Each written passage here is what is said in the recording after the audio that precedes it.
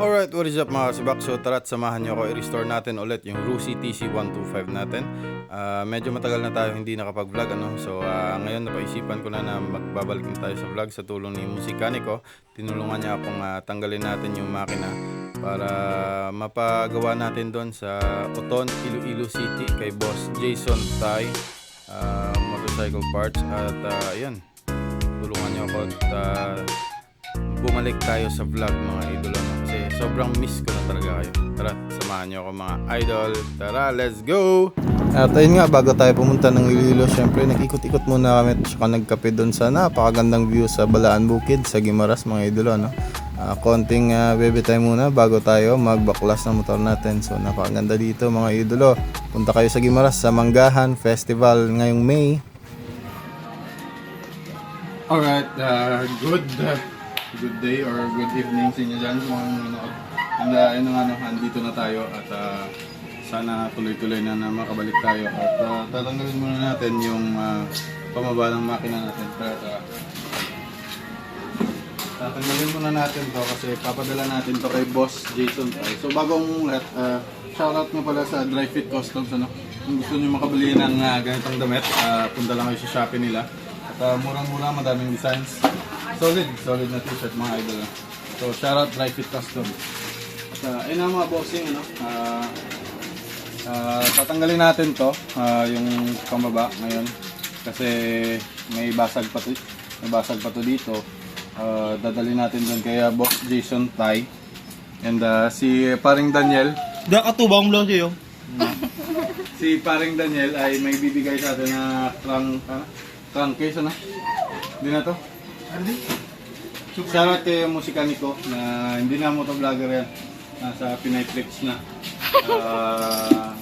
May bibigay sa atin na crankcase na right side para ipapagawa natin doon kay Boss Jason Tai. Para once matapos niya na doon, okay na. Wala nang problemahin. Salpak na lang tono, tsaka pandar. So, tanggalin natin to.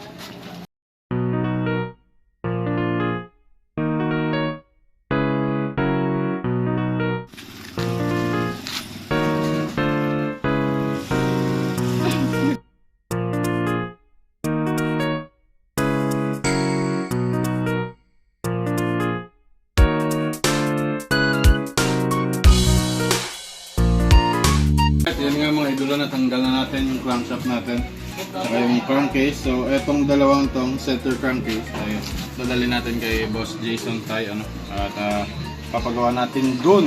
Eto, iiwan ko na to kasi sira na to eh. Dadala tayo ng bagong crankcase dun kay Boss Jason. Tapos eto yung kasama. Tapos pag nagawa na ni Boss Jason, assemble na lang natin. Tapos break in. So samahan niyo ako mag break in sa susunod. Yun na muna yung update natin mga idolo. No? Maraming salamat! At ayun na nga mga idolo, dito na tayo kay Boss Jason Tai. No? So maraming shoutout nga pala kay Boss Jason kasi kahit Sabado ay nag-open talaga siya ng shop kasi nag-chat ako sa kanya na pupunta ako doon. Ano? So nag-open talaga siya. Dinaanan niya yung shop niya tsaka inintay niya ako doon para magbukas at makapag-usap kami at saka madala ko sa kanya yung aking ipapaayos. So ayan ang nagdala ako ng spare na black mga idolo para mapagkunan ng pattern ano, ng i-re-sleeve niya na ano, tawag dito, yung nilalagyan ng stud bolt kasi yung isang stud bolt dyan eh, hindi magkakasya kung lalagyan natin ng CG 300 na black. So ayan yung ayusin ni Boss Jason at naghihinang po siya mga idolo no, kung gusto nyo magpalagay ng ganyan din mga Rusi 125 or 150. Kung gusto nyong lagyan ng mga CG300 na block, eh kayang-kaya niya po mga idol. Soon daw magbi-big valve na rin siya at kaya niya rin daw soon mag-convert na ng Pantra to sniper head tsaka raider head. So kung gusto nyong pumunta doon kay Jason Tai, bisita lang po kayo mga idol no. Nasa Oton, Iloilo City. So ilalagay ko sa screen yung address niya para mapuntahan niyo mga idol ano. So sulit talaga si Boss Jason, huwag kayong mahiya doon, punta lang kayo sa shop at magtanong-tanong. So what's up mga kasibak, ngayon nandito tayo kaya Boss Jason, ayan Jason Tai, sa Oton. Ano galing nga street ni Boss?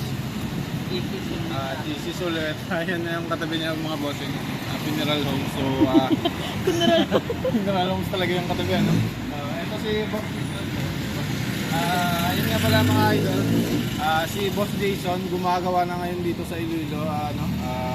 Nagbibig valve ko na or coming soon pa lang. So, meron na siyang milling machine dito. Sa milling machine, mga ano nang mga pwede mong gawin 4 hours ng truck. Basta marami ng Basta may milling machine dito. Kung willing kayo magpa-machine shop, nandito lang si Boss Jason. At yan dyan sa screen yung Facebook. So, nandyan na screen yung page niya mga idol. Ano? Basta pares lang yung pangalan yan. Gusto nyo magpagawa mga sa crankcase nyo, mga bore out or pre-stud, no?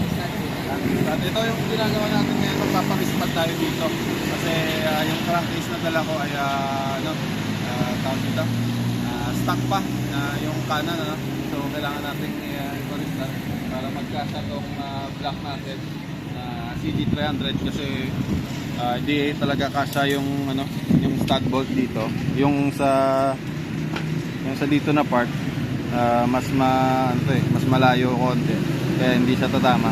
And yung crankcase i-bore out natin yung crankcase mga idol para kumasya. At pagkatapos na to, ayun, pwede na tayong magpatakpo. So kay Boss Jason, baka next week mga idol once ma-upload natin to, sana next week try natin talaga mapatakbo yung motor natin. So abang-abang mga idol.